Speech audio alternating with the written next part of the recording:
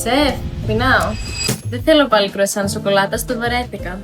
Να σου κάνω ένα κρουασάν ζαμπόν τυρί. Πάλι αυτό, θέλω κάτι πιο special. Άστο, το έχω. Λάθη. Μπέικον.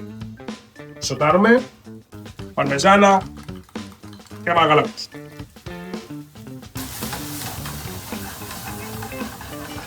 Αυγό.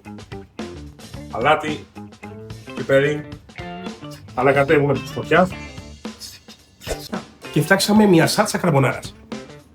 Βάζουμε ζαμπόν τυρί. Και περιχύνουμε την καρμπονάρα μας.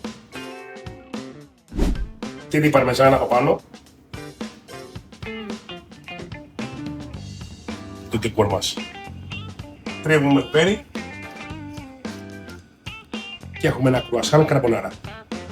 Για να δούμε, θα της αρέσει. Ορίστε. Τώρα μάλιστα, αυτό είναι κρουασάν. Έλα στο Λεπιανό Μπιστρό, Καραΐσκο 139-143, στο κέντρο του Πειραιά, να δοκιμάσεις τι άλλο κρουασάν καρμπονάρα.